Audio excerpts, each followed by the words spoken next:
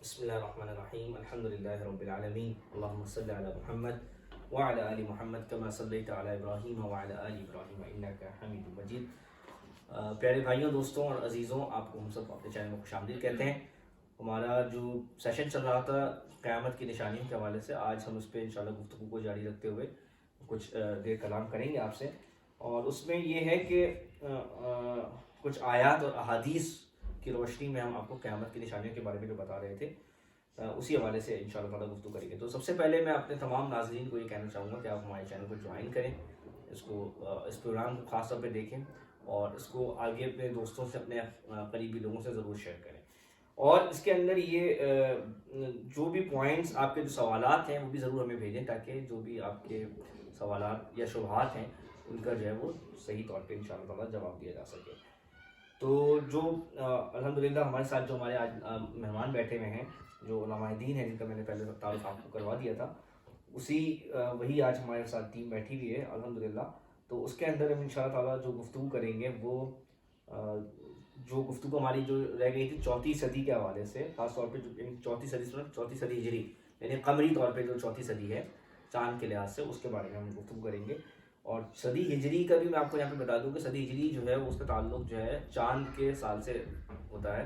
جس طرح جنوری، فروری، مارچ، اپریل یہ شمسی سال کہلاتے ہیں، اسی طرح جو اسلامی مہینے جب ہم اس کی گفتگو کرتے ہیں تو وہ قمری طور پہ اس کے بارے میں، اس کو قمری سال بھی کہا جاتا ہے اور صدی ہجری بھی کہا جاتا ہے۔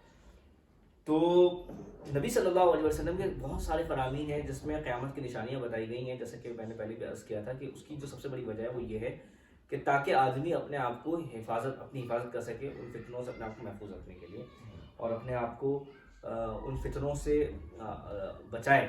اور اس کے علاوہ یہ کہ اس کے اندر اسلام کی جو ہے وہ معجزات کے بارے میں بھی گفتگو کی گئی ہے۔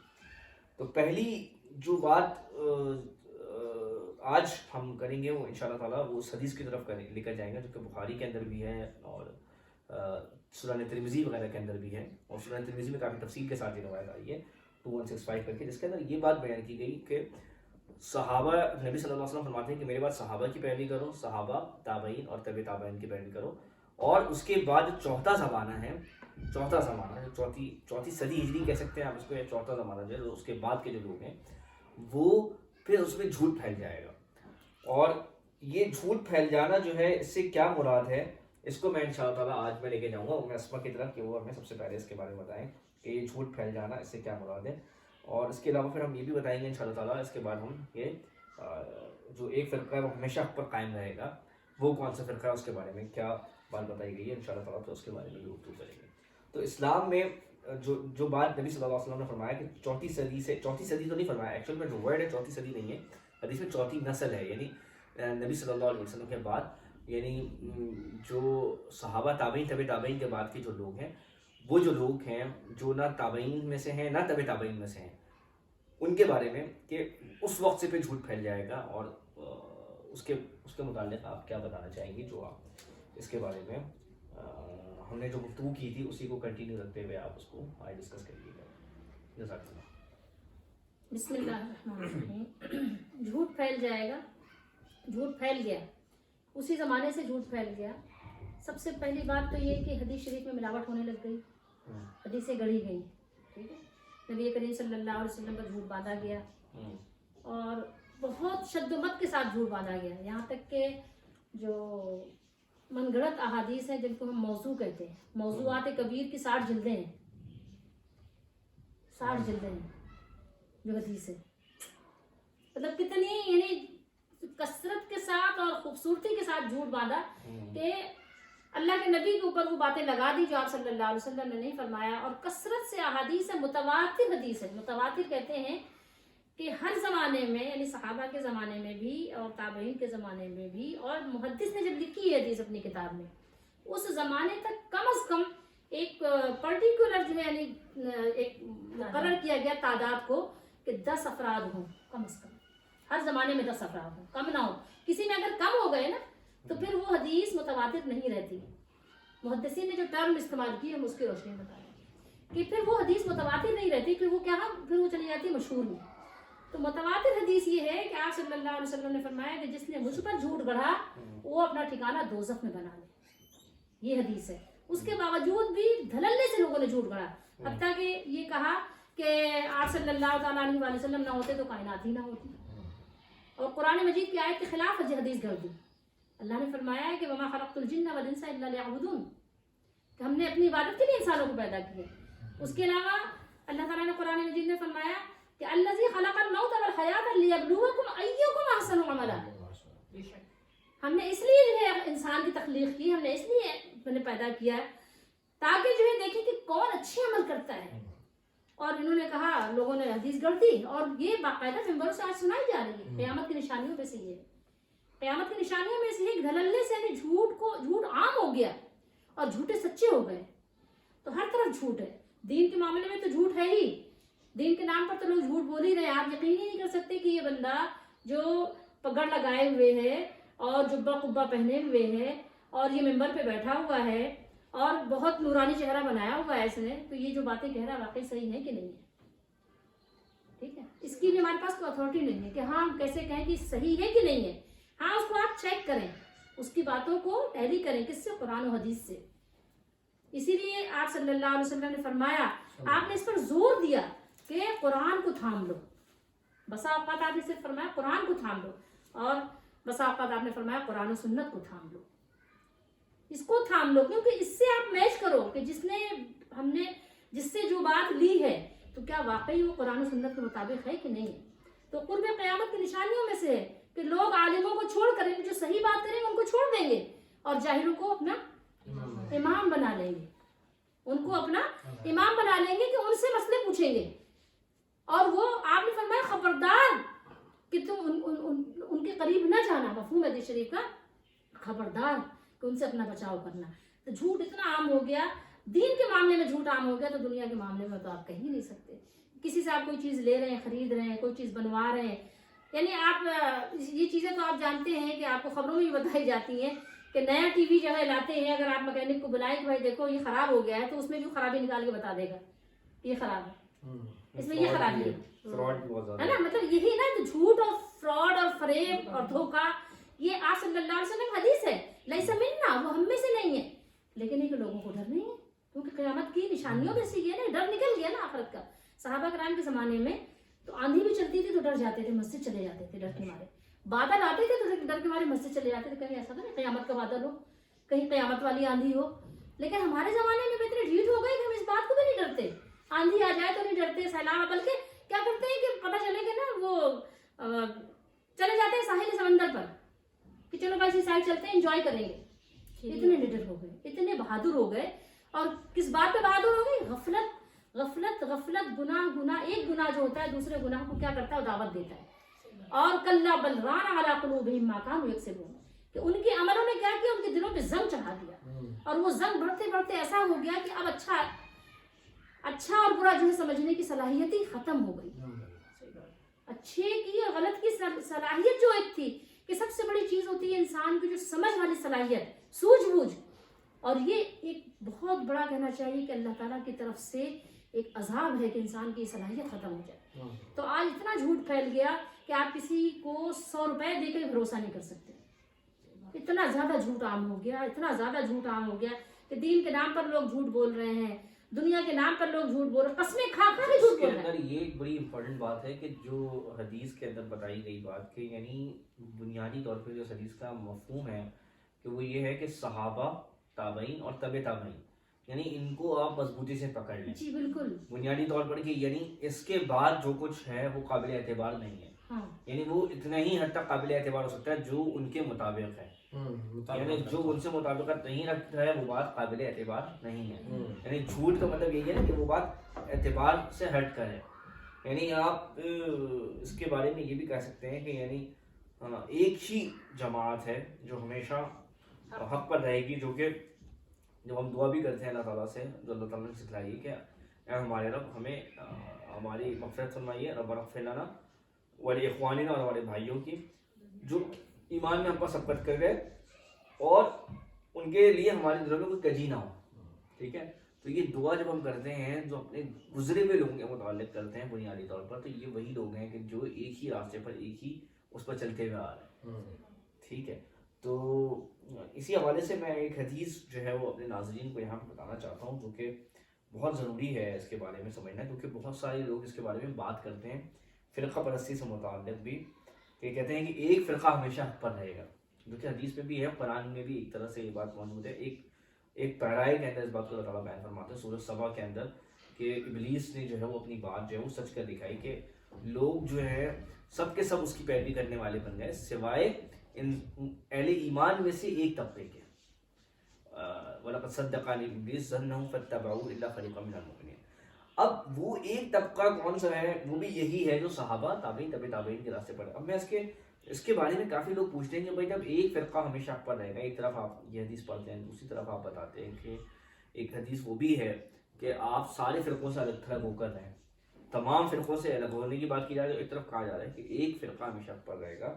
تو اب اس کے درمیان مطابقت کیا ہے؟ تو میں مطابقت بتانا چاہتا ہوں آج، اور بڑا ضروری ہے لوگوں کو اس کے بارے میں علم ہونا، کہ مطابقت اس کے اندر یہ ہے کہ جہاں پر یہ بات کہی گئی کہ ایک فرقہ ہمیشہ حق پر رہے گا، اس سے مراد کچھ خاص زمانے ہیں، یعنی خاص زمانے یعنی جس میں امام موجود ہو، اور اس کا بھی ذکر حدیث کے اندر آیا ہے، اسی حدیث کے اندر آیا ہے، یعنی کہیں اور نہیں آیا بلکہ انہی احادیث کے اندر آیا ہے کہ یعنی جب تک وہ 12 امام موجود رہیں گے قیامت تک، الی یوم الدین کے الفاظ ہیں جو کہ قریش سے ہوں گے، اور جب تک وہ رہیں گے تو وہ ان کے جو ادوار ہوں گے ان کے درمیان وہ فرقہ حق پر رہے گا، غالب رہے گا.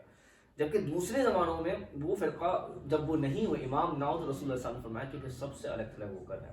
تو یعنی یہ اس کے درمیان میں کسی بھی طرح کا کوئی تفاوت نہیں ہے، جو بڑی بنیادی بات ہے. پھر دوسری بات، ایک امپورٹنٹ بات یہ بھی ہے کہ دین اسلام کی حقانیت اور سربلندی کے لیے جو انبیاء تھے اور صالحین جو تھے، جن کا ذکر قرآن میں ہم پڑھتے ہیں، تو وہ بہت تھوڑی تعداد میں ہوا کرتے تھے، لیکن وہ اپنی جو دیگر اپوزیشن تھی اس کے اوپر وہ ہمیشہ غالب آتے تھے. تو اس کی ایک بہت بڑی وجہ اللہ تعالیٰ کی نصرت ہوتی تھی. وہ نصرت معجزاتی ہوتی ہے، یعنی میریکلسلی مسلمان جو ہے وہ اہل توحید جو ہے وہ غالب ہوتے ہیں.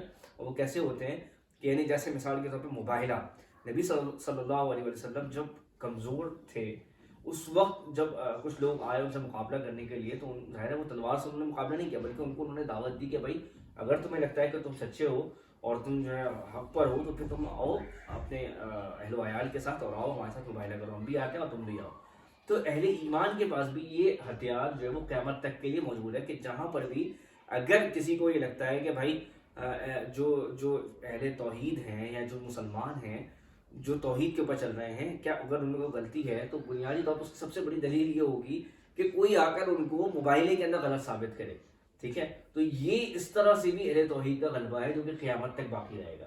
اور دوسرا یہ کہ جو کہ جماعت ہے، مسلمانوں کی جماعت ہے، وہ ہمیشہ ایک جماعت موجود رہے گی، یعنی جب امام موجود ہو. جب امام نہیں ہے تو پھر سارے لوگوں سے الگ ہو کر رہنا ہے، جو کہ حدیث کے اندر بتایا گیا ہے.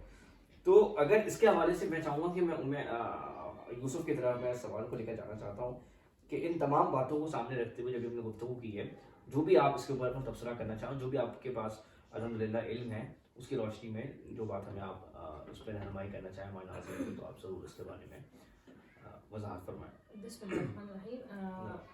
سب سے پہلے بنیادی بات میں یہاں پہ یہ عرض کروں گی کہ اللہ تعالیٰ نے تبارک و تعالیٰ نے سورہ فاتحہ نازل فرمائی ہے، اس کو ہم ام القرآن بھی کہتے ہیں. اس میں اس کا بڑا مختصر اور بڑا جامع جواب موجود ہے. اللہ تعالیٰ نے فرمایا اہدنا الصراط المستقیم، اے اللہ ہمیں سیدھے راستے پر چلا، صراط الذین انعمت علیہم، ان لوگوں کا راستہ جن پر تو نے انعام فرمایا. مثال طور پہ ایک راستہ ہو، اس پہ کچھ لوگ چل رہے ہیں، ان لوگوں کے راستے پہ چلو. یہ جس جانب جا رہے ہیں نا، گاڑی میں جیسے بعض دفعہ لوگ فالو کر رہے ہوتے ہیں، جس کی گاڑی کو فالو کرتے جاؤ، ٹھیک ہے، یہ نہیں کہا جاتا کہ جیسے جیسے وہ کر رہا ہو ویسے ویسے کرو، اس راستے پہ آپ کو چلنا. تو فرمایا صراط الذین انعمت علیہم، ان لوگوں کا راستہ جن پر ہم نے انعام فرمایا. اس پرٹیکولر شخص کو فالو کرنا، ایک عام آدمی کی بات کر رہی ہوں کہ آپ جیسے اپنے آباء و اجداد کو فالو کر رہے ہیں، یہ کہیں پر بھی نہیں ہے. اللہ نے آگے فرمایا اس کی وضاحت دوسری صورتوں میں ملتی ہے. انعم اللہ، کون سے انعام یافتہ لوگ ہیں؟ انعم اللہ علی النبیین والصدیقین والشہداء والصالحین. 4 جماعتیں. ایک تو اس میں غیر اختیاری ہے، یعنی انبیاء صالحین. ٹھیک ہے، کہ وہ کوئی اپنے اختیار سے نہیں بنتا، لیکن صدیقین، شہداء اور صالحین یعنی جو انبیاء کے ساتھ تصدیق کرنے والے، ان کے راہ پر چل کے عمل کرنے والے نیک صالحین، اور ان کی راہ پہ جان دینے والے شہداء، یہ تینوں جماعت آپ بن سکتے ہیں، ان کے راستے پر آپ چلنا ہے. لیکن آپ مثال کے طور پہ آپ کسی شخص کو پکڑ لیں، یہ بہت نیک آدمی تھے، جیسے جیسے انہوں نے کیا ہم آنکھ بند کر کے یقین کرتے ہیں کہ یہ جنتی ہے، ہم ان کو فالو کریں گے، ایسا دین نہیں ہے. بلکہ آپ نے جس راستے میں وہ چلے وہ قرآن و حدیث کا راستہ ہے، جہاں جہاں وہ قرآن و حدیث پہ چلے آپ اس راستے کو فالو کریں. ٹھیک ہے، تو اسی لیے یہاں پہ جو حدیث میں ذکر ہے کہ صحابہ، تابعین، تبع تابعین، کہ ان کا جو راستہ تھا بیسیکلی وہ قرآن و سنت تھا. تو اس راستے کو آپ نے تھامنا ہے، اس صراط مستقیم پہ آپ نے استقامت کے ساتھ چلنا ہے، اور آپ نے اس پر کاربند ہونا ہے. بالکل صحیح بتا فرمایا. اسی بات کو میں آگے جاری رکھتے ہوئے میں یہی سوال جو ہے میں تشریح کی طرف میں لے کے جانا چاہتا ہوں، تاکہ میں اپنے ناظرین کو یہ بھی بتاؤں کہ یہ جو گفتگو ہے الحمدللہ یہ ایک بڑی مستند گفتگو ہے قرآن حدیث کی روشنی میں. تو اس کو نہ صرف یہ کہ آپ خود سنیں، بلکہ اپنے جو قریبی لوگ ہیں جن کے دلوں میں شبہات ہیں، خاص طور پہ جو قیامت کی نشانیاں تو بیان کرتے ہیں، لیکن جو اس سے بچنے کے لیے جو بھی رہنمائی ہے اس کے بارے میں گفتگو نہیں کرتے، ان تک بھی یہ بات پہنچنی چاہیے اور اس کو ضرور ان لوگوں تک دیکھا چاہیے. تو اب جیسے ایک حدیث ہے جس میں فرمایا نبی صلی اللہ علیہ وسلم نے کہ لوگ مساجد میں جمع ہوں گے، یعنی ایسا وقت آئے گا کہ لیکن ان کو ایمان والا نہیں ہوگا. اور یہاں تک کہ فرمایا کہ ایک ایسا ٹائم آئے گا کہ جب صرف وہ لوگ حق پر جو لوگ بھی ہوں گے وہ سارے کے سارے ملک شام کی طرف ہجرت کریں گے، اور وہ جو ہے عراق کی طرف ہجرت کریں گے اور یمن کی طرف ہجرت کریں گے. یعنی اور پھر ایک حدیث کے اندر ہے کہ مکہ اور مدینہ جو ہے وہ اس تک ایمان جو محدود رہ جائے گا، ایک ٹائم ایسا بھی آئے گا. تو ان تمام احادیث کا کیا معنی ہے اور کیا مطلب ہے، اور اس حوالے سے جو بھی آپ کے رہنمائی ہے ہمارے ناظرین کے لیے، تو آپ اس کے بارے میں روشنی ڈالیے گا. بسم اللہ الرحمن الرحیم. بات یہ ہے کہ ہم اس وقت رسمی مسلمان رہ گئے ہیں، ٹھیک ہے، ہمارا نام مسلمان ہے اور ہم مسلمان گھرانے میں پیدا ہو گئے ہیں، تو ہم یہ سمجھتے ہیں کہ ہمارا پار لگ گیا ہے اور ہم سیدھے جنت میں چلے جائیں گے. ٹھیک ہے، ہم نے اپنے آپ کو یہ سمجھ لیا کہ ہم سرٹیفائڈ مسلمان ہیں، سرٹیفائڈ جنتی ہیں. ٹھیک ہے، تو ہم اس چیز کی تگودو نہیں کرتے، اس چیز کے لیے جد و جہد نہیں کرتے، اس بات کو جانچنے کی، تحقیق کرنے کی کوشش نہیں کرتے کہ آیا جو دین ہمیں ملا ہے اس دین کو اسی طرح ہم تک پہنچایا گیا ہے جو اللہ اور اس کے رسول کا دین ہے، یا اس کے اندر کافی ملاوٹ ہو کے اور وہ ہم تک پہنچا ہے. ٹھیک ہے، تحقیق ہم نہیں کرنا چاہتے، ٹھیک ہے، ہم اس کو وقت نہیں دینا چاہتے، اس لیے بس جو اپنے آباء و اجداد سے ہم نے لیا ہے ہم اس کو فالو کر کے آگے چلتے چلے جا رہے ہیں. اب چاہے اس کے اندر شیطان نے کتنی بھی غلط چیزوں کو شامل کر دیا ہو، ہم بہت ساری چیزوں کے اندر اپنے آباء و اجداد کو دیکھتے ہیں کہ جو چیزیں وہ کرتے چلے آ رہے ہیں، جو رسمیں ہمارے ہاں گھروں میں جو ہے وہ بہت دھوم دھام سے اور بہت مطلب مواقع پر ہمیں نظر آتی ہیں، اگر ہم قرآن اور حدیث سے اس کو ویریفائی کریں گے تو ہمیں بالکل تضاد نظر آئے گا. شادیوں میں ہوتا ہے یا سالگرہ شادیوں میں ہوتا ہے، آپ ہر تقریب، چھوٹی بڑی تقریب، ہر طرح کے جو ہے معاملات کے اندر اس چیز کو مد نظر رکھیں. کوئی بھی ایک ایگزامپل لے لیں، آپ اس کے اندر دیکھیں گے کہ اس کے اندر بہت اتنا سا آپ کو نظر آئے گا کہ اسلام کا کوئی نام ہے، اور باقی جو ہے وہ میت کے موقع پہ آپ دیکھیں گے سارے ثواب پہ لوگ قرآن لے کر بیٹھ جاتے ہیں، لیکن انہیں پتہ تک نہیں ہے کہ بھائی یہ طریقہ کہیں نہیں ہے، کہیں قرآن اور حدیث کے اندر کہیں بھی موجود بالکل بھی یہ نہیں کہہ رہا کہ سارے ثواب نہیں ہے، ہم میں سے کوئی بھی یہ بات نہیں کہہ رہا، یہ طریقہ نہیں ہے، یہ طریقہ نہیں، بالکل صحیح. ٹھیک ہے، تو بس یہی بات ہے نا کہ ہم اپنے آباء و اجداد کو فالو کرتے آ رہے ہیں، اندھا دھند تقلید کرتے ہوئے آ رہے ہیں. یہ ہم جو ہے نہیں سوچ رہے ہیں کہ قرآن اور حدیث ہمیں کس بات کی تعلیم دے رہا ہے. جب ہم بات کرتے ہیں تو ہم یہی کہتے ہیں کہ ہم قرآن اور حدیث کو فالو کریں، لیکن جب ہم عمل کی دنیا میں آتے ہیں تو اس کے اندر ہم وہ ساری چیزیں کر رہے ہوتے ہیں جو قرآن اور حدیث سے ہٹ کر ہوتی ہیں.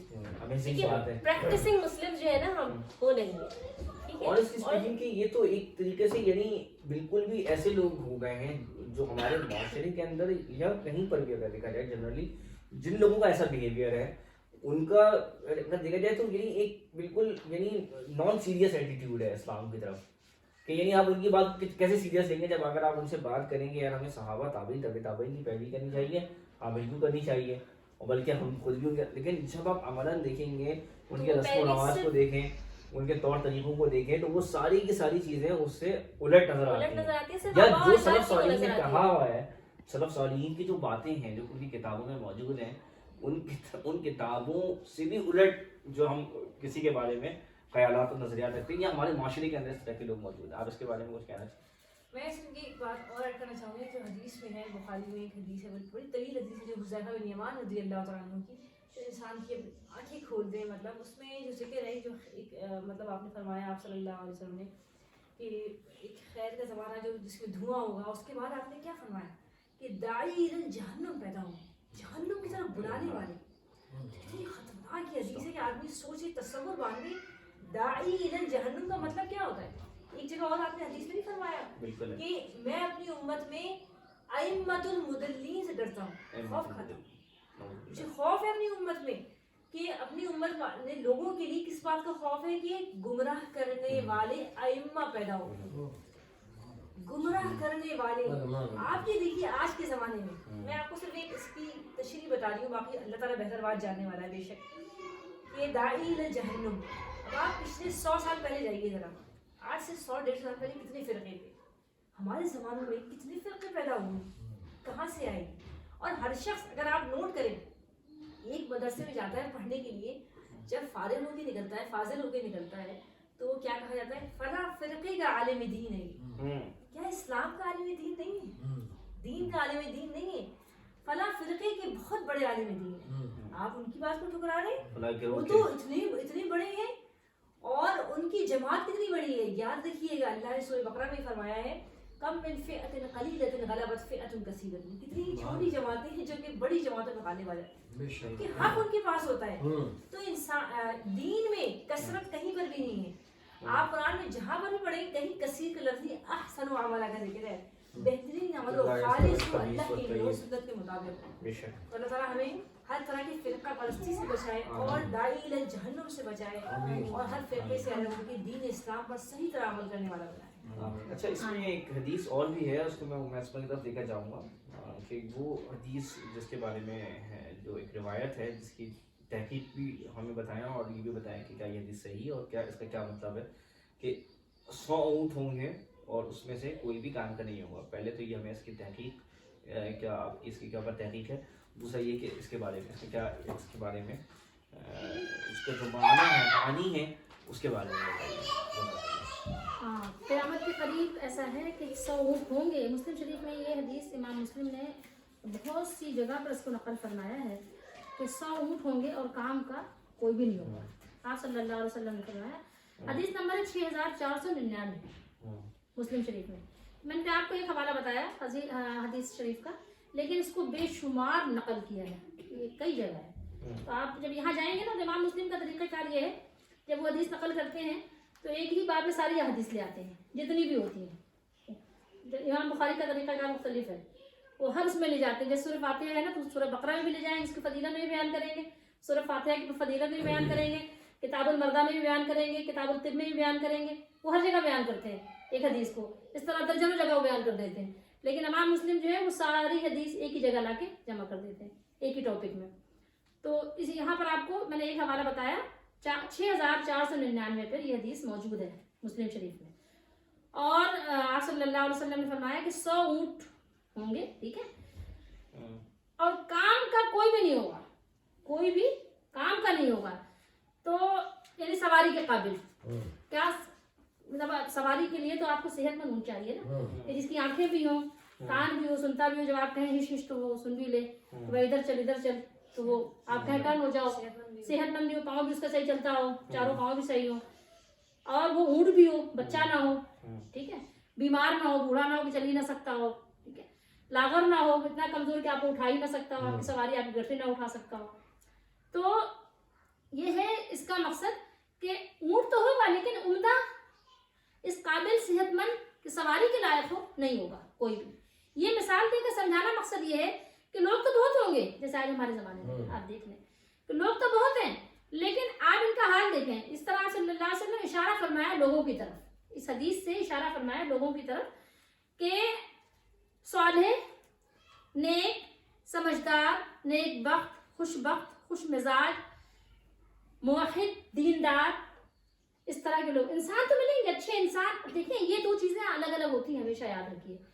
اچھا انسان ہونا ایک الگ چیز ہے, آپ کو بہت ملیں گے ابھی اس دور میں بھی. آپ کو اخلاقیات, لوگوں کے فلاحی کام کرنے والے, رفاع عامہ کا کام کرنے والے, غریبوں کی, مسکینوں کی, بیواؤں کی مدد کرنے والے, اس طرح کے لوگ ابھی آپ کو خیر خواہ ملیں گے.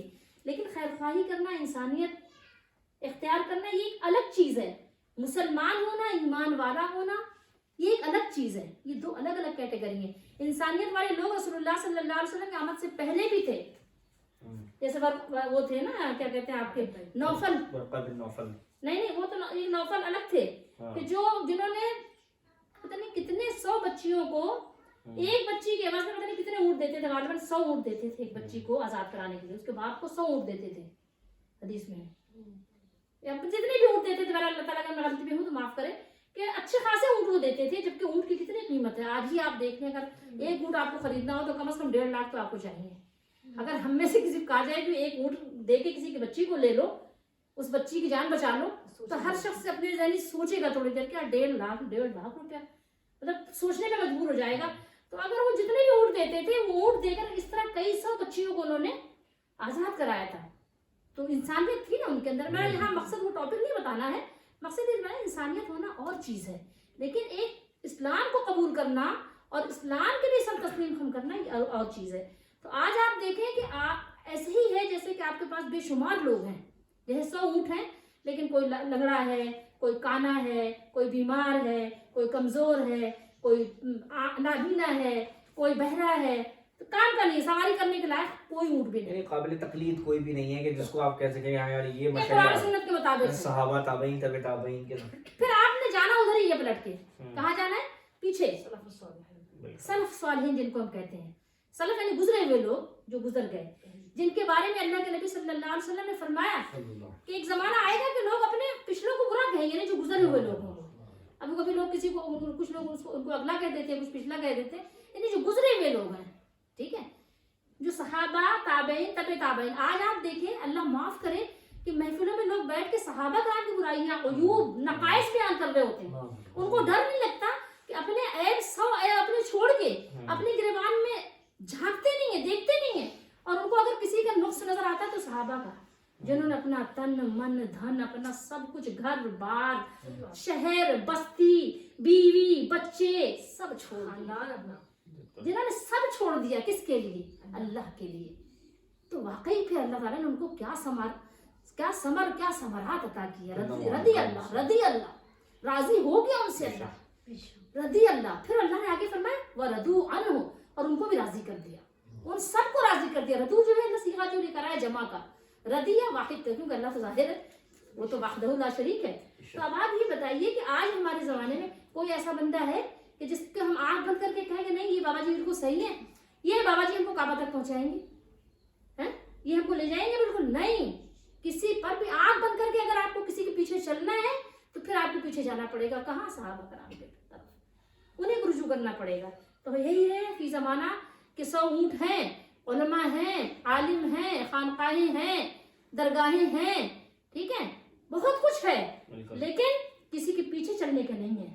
اچھا, اس پہ میں ایک بات یہاں پہ ضرور کلیئر کرنا چاہوں گا, کیونکہ یہ بڑا امپورٹنٹ پوائنٹ ہے کہ جب ہم یہ کہتے ہیں کہ صحابہ تابعین اور تبع تابعین کی پیروی کرنی ہے, تو اس سے مراد بالکل بھی یہ نہیں لیا جاتا یا نہیں لیا گیا کہ اس زمانے میں جتنے بھی لوگ تھے وہ سب کے سب قابل تقلید ہیں, یا اس معاشرے میں جتنے بھی لوگ تھے وہ سب کے سب قابل تقلید ہیں. اس کا مطلب یہ کہ وہ جو جماعت ہے, یعنی جماعت جس راستے پر چل رہی ہے یا جہاں پہ جماعت گئی ہے اس طرف دین ہے. یعنی اگر بات کی جائے مسلمہ کذاب کی ایک مثال کے طور پہ, تو وہ بھی صحابہ کرام کے زمانے میں ہی ہے, بلکہ نبی صلی اللہ علیہ وسلم کے ٹائم کے اندر ہے, لیکن ہم جو ہے اس کے متعلق جو ہے کوئی اچھے کمنٹس نہیں رکھتے. یا بعد میں بھی آنے والے جو لوگ ہیں تابعین کے زمانے میں یا ایون تبع تابعین کے زمانے میں بھی بہت سے ایسے لوگ ہیں, ایون بہت سے ایسے بڑے نام ہیں جن کے بارے میں سلف صالحین نے بڑے واضح طور پہ کہا کہ بھائی ان کے جو خیالات ہیں, نظریات ہیں, وہ جماعت سے تعلق نہیں رکھتا. ان کا تعلق, یا میں ان پہ مثال دیتا ہوں کہ جیسے خلق قرآن کا ایک بہت بڑا مسئلہ کھڑا ہوا, یا لفظیہ کا ایک بہت بڑا مسئلہ کھڑا ہوا, یا جہمیہ کا ایک بہت بڑا مسئلہ کھڑا ہوا. ابھی ہم اس سے بات نہیں کر رہے ہیں, لیکن جتنے بھی مسائل اس زمانے میں کھڑے ہوئے وہ سارے کے سارے, یا اشعری جو کانسیپٹس ہیں, یہ تمام کے تمام جو علماء کے درمیان بڑے مشہور ہیں اور آج تک علماء اس کے بارے میں پڑھتے ہیں اور جانتے ہیں، تو یہ تمام جو ہیں وہ جماعت سے الگ ہیں. جماعت سے مراد اہل سنہ والجماعہ، یعنی جو سنت والی جو جماعت ہے، جو جماعت ہے توحید والی جماعت جو ہے، یا صحابہ کرام کی جو جماعت ہے، اس سے جو الگ ہیں. تو وہ من فارق، یعنی جس میں امام ابن ابی حاتم کا میں نے قول پڑھا جس میں فرماتے ہیں بڑی خوبصورت بات کہ لوگ سمجھتے ہیں کہ لوگوں سے نکلنے کا نام، یعنی ایک بنیادی طور پہ یعنی جو کثرت ہے، یعنی جو آج کے ٹائم کے اندر یعنی 3 زمانوں کے بعد اس سے نکلنے کا نام جو ہے وہ جماعت ہے، یہ فرقہ پرستی ہے. کہا ایسا نہیں ہے، بلکہ جماعت سے نکلنا یہ ہے کہ کوئی آدمی جو صحابہ جو نبی علیہ السلام کے طریقے من خالف الرسول والصحابہ والتابعین ومن بعدهم اجمعین، یعنی جو ان کے احسان کے ساتھ پیروی کرنے والے لوگ ہیں، جو اس سے الگ ہو جائے وہ جماعت سے الگ ہے. تو بنیادی طور پہ یہ سمجھنا لوگوں کے لیے بڑا ضروری ہے کہ یعنی یہ بھی نہیں ہے اس کا مطلب کہ آپ اندھا دھند پیروی کرنے لگ جائیں. بڑی جماعت کی پیروی نہیں. ہاں، یعنی اس کے اندر بھی یہی ہے کہ اعتدال ہے، کہ یعنی آپ نے صحابہ، جہاں پہ صحابہ ہیں جماعت پہ، جہاں ان کے بعد جو ان کے شاگرد ہیں، جہاں پہ ان کی جماعت ہے. جماعت سے مراد جو اس زمانے کی جو جماعت ہے، اس زمانے کے مشہور لوگ بھی نہیں، یہ بھی نہیں ہے اس کا مطلب کہ جو اس زمانے کے مشہور یا شہرت یافتہ لوگ ہیں، یہ بھی اس کا مطلب نہیں ہے. لیکن اس زمانے کی جو جماعت ہے، جو ان کے بعد گئے، ان کے پیچھے، اس کے بعد پھر جو ان کے بعد جو گئے، تو یہ ایک چین ہے جو اس کے اندر جو بیان کی جاتی ہے. لیکن جب ہم یہ بات کہتے ہیں نا صحابہ تابعین تبع تابعین، تو اس میں بات واضح ہو جاتی ہے کہ صحابہ کی تعریف ہم نے پڑھی ہوئی ہے، تابعین کی تعریف بھی پڑھی ہوئی ہے، تبع تابعین. اب مسلم کا زیادہ وہ صحابہ میں تو نہیں آتا، زمانے میں ہونے سے کیا ہوتا ہے، نہ تابعین میں آتا ہے. تو اس کی تعریف تو ہم نے پڑھی ہوئی ہے کہ صحابہ کسے کہتے ہیں، تابعین کسے کہتے ہیں، تبع تابعین کسے کہتے ہیں. ٹھیک ہے، تو یہ بات تو بالکل یعنی واضح ہے، اس میں تو کوئی. لیکن وہ خود یہ کلیم کرتے تھے نا کہ وہ اپنے آپ کو اہل حق میں سے شمار کرتے تھے. کرنے سے کیا ہوتا ہے؟ اس لحاظ سے میں نے یہ بات کہی کہ یعنی کوئی آدمی یہ نہ سمجھے کہ کوئی اگر اس زمانے میں اپنے آپ کو حق پر کہہ رہا ہے تو وہ یا مشہور ہے اگر تو وہ صحیح ہے، یہ اس کا مطلب ہے. ہم جب کہتے ہیں سلف تھا اس کے ساتھ صالحین بھی لگاتے ہیں. ہاں بالکل. چلیے، تو اگلا جو ہمارا جو پوائنٹ ہے قیامت کی نشانیوں کے حوالے سے وہ یہ ہے کہ قیامت کے قریب دریائے فرات کا سوکھنا اور سونے کا پہاڑ نکلنا وہاں سے. یہ بھی بڑی واضح طور پر حدیث کے اندر موجود ہے. اور اس میں یہ ہے کہ یہ آج کے ٹائم میں اگر دیکھا جائے تو آج جو ہے کچھ ڈاکومنٹریز ایسی آتی نہیں ہیں جس میں یہ باقاعدہ طور پہ دیکھا جا سکتا ہے کہ فرات کا جو دریا ہے وہ سوکھ رہا ہے. پہلے جو جتنا بڑا وہ دریا تھا، آج سے بلکہ 10 سال پہلے بھی جو اس کی ایک جو روانی تھی وہ بہت کم ہو گئی ہے. اور مکے کے اندر، مدینے کے اندر جو ہے عرب کے اندر جو ہے وہ سبزہ اگ رہا ہے جیسا کہ حدیثوں کے اندر موجود ہے. تو اس حوالے سے جو ہے میں چاہوں گا کہ شیخ کی طرف میں لے کے جانا چاہتا ہوں سوال کہ وہ آپ اس کے بارے میں کوئی بات اگر بتانا چاہیں تو ضرور بتائیں. اس کے ساتھ ساتھ یہ بھی کہ حج کا رک جانا قیامت کی نشانیوں میں سے، تو یہ تمام جو روایات ہیں اس کا کیا معنی ہے اور اس سے کیا مفہوم ہے؟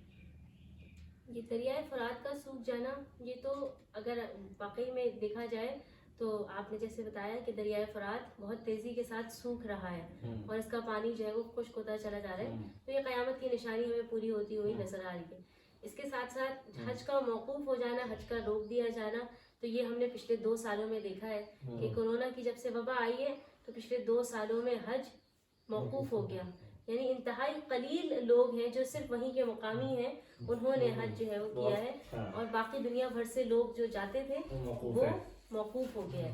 اسی طرح سے بہت ساری قیامت کی نشانیاں جو ہم اپنی آنکھوں کے سامنے دیکھ رہے ہیں اور آہستہ آہستہ آہستہ آہستہ وہ پوری ہوتی چلی جا رہی ہیں اور ہم اپنے انجام کی طرف جو ہے وہ بڑھ رہے ہیں. اور یہ کہ ہر آنے والا دور پہلے سے زیادہ برا ہوگا، یہ بھی ہم دیکھ رہے ہیں کہ ہمارے بچپن میں جو خرافات، جو برائیاں نہیں تھی آج وہ بھی ہمیں نظر آ رہی ہیں. آج جو بچوں کا حال ہے، جو ہم نے اپنا بچپن گزارا ہے جس طرح سے، آج اگر ہم دیکھیں تو جس طرح کے کیونکہ بچوں کے ہاتھوں میں گیجٹس ہیں، ٹھیک ہے، اور تمام طرح کی دنیا بھر کی جتنی چیزیں ہیں وہ سب ان کی رینج میں ہیں، سب چیزوں کو ان کی دسترس میں آ گئی ہیں. اور اس کے علاوہ جو کیا نام ہے، ہم اپنے اطراف میں برائیوں کا پھیلاؤ دیکھ رہے ہیں، اس کی جو ترویج دیکھ رہے ہیں. پہلے کیا ہوتا تھا کہ برائی اگر کوئی ہوتی تھی اس کو چھپانے کی بات کی جاتی تھی، آج کوئی برائی ہوتی ہے اس کا اعلان کیا جاتا ہے. ٹھیک ہے، تو ہم یہ دیکھ رہے ہیں کہ ہمارا پچھلا دور اگر آج سے 10 سال یا 20 سال پہلے چلے جائیں تو ہر شخص یہی کہتا ہوا نظر آتا ہے کہ آج کانوں کو ہاتھ لگاتا ہے کہ جس طرح کی برائیاں، جس طرح کے فسادات، جس طرح کی جو ہے وہ ساتھ ساتھ میں چیزیں نظر آ رہی ہیں. عذابات کے اندر بھی آپ دیکھیں کہ طرح طرح کی جو ہے زلزلے قیامت کی نشانیوں میں سے، شدید زلزلے آئیں گے، قیامت کی یہ بھی نشانی ہے. اور ہم آج اپنے آنکھوں کے سامنے دیکھ رہے ہیں کہ زلزلے ہم بچپن میں اتنا نہیں سنا کرتے تھے جتنا آج ہم سن رہے ہیں. وقت کی قلت یہ بھی قیامت کی نشانیوں میں سے ہے کہ آج وقت کتنی تیزی سے گزر رہا ہے. آج کام ہمارے پاس کرنے کے لیے کم ہے، ٹھیک ہے. جس طرح سے پہلے محنت مشقت ہوتی تھی تو لوگوں کے پاس دن کا حصہ، بیشتر حصہ وہ اتنی محنت مشقت، اتنے کام بھی کر لیا کرتے تھے اور پھر بھی رات کو وہ جلدی سو جایا کرتے تھے. وقت میں ان کی برکت تھی، مطلب بہت سارے کام تھوڑے سے وقت میں کر لیا کرتے تھے. آج کیا ہے کہ ہمارے پاس سہولیات بے تحاشا ہیں، ٹھیک ہے. مشینری کا دور ہے. اس کے علاوہ ہمارے پاس ہر چیز کے اندر بہت زیادہ سہولتیں ہیں، لیکن اس کے باوجود ہمیں یہ نہیں پتہ چلتا ہمارا دن کہاں شروع ہوا اور کہاں ختم ہو گیا. ایک سال کتنی تیزی سے جو ہے وہ گزر جاتا ہے. ہم کہتے ہیں کہ ابھی کل کی بات ہے کہ یہ سال شروع ہوا تھا اور سال ختم ہو گیا. ایک ہفتہ ایسے لگ رہا ہے جیسے ایک دن گزر رہا ہے، ایسے ایک ہفتہ گزر رہا ہے. تو یہ سب قیامت کی نشانیاں دیکھ رہے ہیں جو بہت تیزی کے ساتھ پوری ہوتی چلی جا رہی ہے. اس بات کی بھی نشانی کہ جو حدیث میں نبی صلی اللہ علیہ وسلم نے بتایا ہے اس کے اندر کس حد تک پوری کی پوری بات سچی ہے. اچھا، میں اس میں اپنی اختتامی تمام لوگوں کی طرف جانے سے پہلے میں یہ چاہوں گا کہ ابھی کی طرف میں جا کے لے کے جانا چاہتا ہوں کہ آپ جو ہے اس کے بارے میں اگر کوئی تبصرہ کرنا چاہیں جو آج کی گفتگو ہے اور اس کے بارے میں جو بھی آپ کے کمنٹس ہیں اور جو آپ نے مشاہدہ کیا ہے اس کے حوالے سے بھی ناظرین کو آگاہ فرمائیے گا. بسم اللہ الرحمن الرحیم. نہیں ماشاء اللہ گفتگو ہماری جو ہے وہ قیامت سے ریلیٹڈ جو ہے وہ بڑی علمی ہے اور لوگوں کے لیے نفع بخش ہے. ویسے تو اصل بات تو یہ ہے کہ ہر اس شخص کی قیامت اسی وقت شروع ہو جاتی ہے جب اس کا انتقال ہو جاتا ہے اور اس دنیا سے چلا جاتا ہے، اس کی قیامت تو اسی وقت اسٹارٹ ہو جاتا ہے. لیکن یہ گفتگو قیامت کی جو ہے نا آقا علیہ السلام کے زمانے سے لے کر اب تک مستقل ہو رہی ہے کہ قیامت کیا چیز ہے.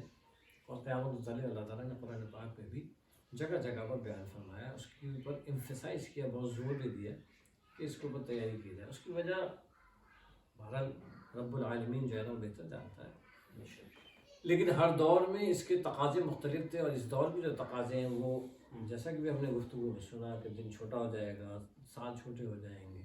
اور جیسا کہ ہم نے سنا کہ کسی کے پاس 100 اونٹ ہوں گے لیکن اگر سواری کرنا چاہے تو ایک بھی کام کے لائق نہ ہو سواری کرنا. اسی طریقے سے آج کے دور میں یہ ہے کہ لوگ تو بہت پڑے ہوئے ہیں، مسلمان تو بے شمار ہیں، لیکن کوئی ایک ڈھنگ کا لیڈر مسلمانوں میں موجود نہیں ہے کہ جو سب کو لیڈ کر سکے اور سب کو لے کر جا سکے کہ یہ ایک یونیفارم، یہ یونائٹڈ دین ہے ہمارا، اس کے اوپر ہم سب نے عمل کرنا. جیسا کہ خلیفہ کے دور میں ہوتا تھا، خلیفہ راشد، اس کے بارے میں لوگوں کو ایک بڑا شوق ہو گیا ہے کہ سیکنڈ اوپینین کیا ہے. یعنی یہ کہ یار اس کے بارے میں اور لوگ کیا کہتے ہیں. ایکچوئل میں دین میں سیکنڈ اوپینین نہیں ہوتی ہے. بنیادی طور پہ دین میں جو امام کہہ رہا ہوتا ہے وہی بات ہوتی ہے، تیسری کوئی دوسری کوئی بات نہیں ہوتی. بلکہ حدیث میں تو بہت زیادہ اس کے بارے میں یعنی ایک نظم و ضبط کی بات کی گئی ہے کہ بھائی یعنی جو امام نے کہہ دیا وہی سب کو کرنا ہے، اس کے علاوہ دوسری کوئی رائے اس میں اگر کوئی رکھتا ہے تو اس کے بارے میں نبی صلی اللہ علیہ وسلم نے الفاظ استعمال کے، صحیح مسلم کی حدیث کے اندر وہ جا کے پڑھ لیجیے کہ وہ کس حد تک جو ہے وہ میرا خیال میں اس سے زیادہ بہتر کوئی بات نہیں ہو سکتی. مطلب اس کے اندر بات یہی ہے کہ قیامت سے متعلق اور یہ بات اور امام سے متعلق، خلیفہ سے متعلق جو بات سب سے زیادہ امپورٹنٹ ہے اور جو ضروری ہے وہ یہ ہے کہ خلیفہ وقت جو ہے وہ قرآن پاک کی تعلیمات کی روشنی میں حکومت کر رہا ہوتا ہے، اسی لیے وہ قابل تقلید ہے. بالکل اسی لیے قابل تقلید ہے. لیکن آج کے اس دور کا شاخسانہ جو ہے وہ یہ ہے کہ لوگ علم سے بالکل دور بے بہرا ہیں، اندھی تقلید کے قائل ہیں. اس کی وجہ سے ساری خرافات، ساری مشکلات، ساری پریشانیاں جو ہیں آج کے دور کی وہ اسی وجہ سے ہیں. اگر آپ ان کو کوئی بات بتائیں صحیح تو سب سے پہلے وہ آپ کے چہرے کی طرف دیکھیں گے اور یہ دیکھیں گے کہ ان کے آباء و اجداد نے یہ بات کہی تھی کہ نہیں کہی تھی، یا ان کے علماء نے، ان کے فرقے کے علماء نے یہ بات کہی کہ نہیں کہی ہے. وہ اس طرح معزز لوگ ہیں، معزز لوگ کی بڑی داڑیاں ہیں، جنہوں نے بڑے جبے و قبے پہنے ہوئے ہیں، وہ اس پہ عمل کر رہے ہیں کہ نہیں کر رہے ہیں. وہ اس طرف دیکھ رہے ہوتے ہیں، وہ یہ نہیں دیکھ رہے کہ قرآن میں اللہ نے واضح طور پہ کیا بیان فرما دیا ہے اور وہی ہمارے لیے حق اور سچ ہے. ابھی ہم نے یہ بات سامنے بھی آئی تھی کہ قرآن کو مضبوطی کے ساتھ پکڑ لو.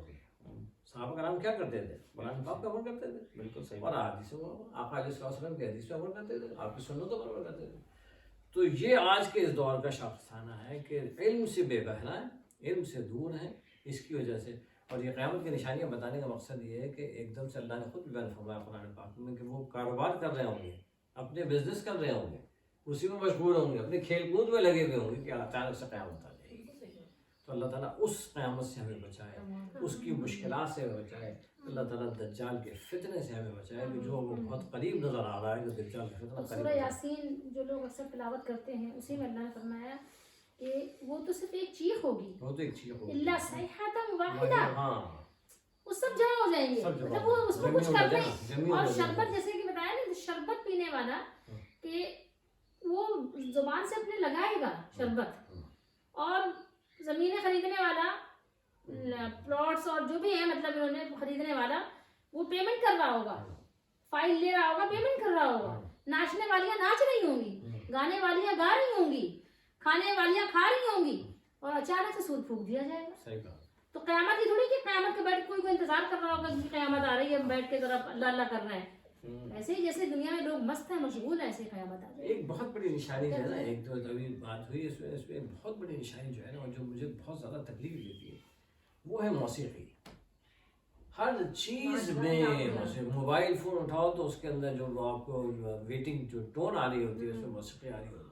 ٹیلی ویژن کھول دو گا، تھوڑی دیر کے لیے خبریں آپ نے سننی ہے تو اس میں ناچنے گانے والی اور اس کے اوپر جو ہے نا وہ موسیقی مستقل بڑی، اس کے اندر جتنی خبریں سنائیں گے اس کے اندر ایک سنسنی پیدا کریں گے اس کے ذریعے، اور موسیقی اتنی زیادہ ہو گئی ہے اور عریانی اور فحاشی اس قدر ہو گئی ہے کہ اس سے خوف آنے لگا۔ یہ بھی قیامت کی نشانیوں میں سے آپ صلی اللہ علیہ وسلم نے فرمایا کہ میں آلات موسیقی توڑنے آیا ہوں، یہ واضح حدیث ہے اور لوگ سناتے بھی ہیں، لیکن آپ یقین کریں کہ کوئی بھی فنکشن ہوگا، کوئی بھی پروگرام ہوگا تو پہلے لوگ قرآن سے غلط کریں گے، مذاق بناتے ہیں، نعوذ، یہ مذاق ہے، اور بعد میں موسیقی بجائیں گے۔ تو یہ قرب قیامت کی نشانیوں میں سے ایک چیز یہ بھی ہے کہ موسیقی کے آلات ہی عام ہو جائیں گے، گھر گھر میں ناچ گانوں کا ہوگا رواج عام، چھوٹے بڑے پسند کریں گے برے کا نام، ایسا لباس آئے گا بدن آئے گا نظر، ایسا لباس آئے گا بدن آئے گا نظر، مردوں کو شرم آئے گی عورت کو دیکھ کر۔ آج آپ دیکھ لیں اپنے سامنے موسیقی عام اور ننگی عورتیں، مطلب بے لباس، مختصر لباس، اسکن کلر کے لباس، تنگ لباس، باریک لباس عام ہے۔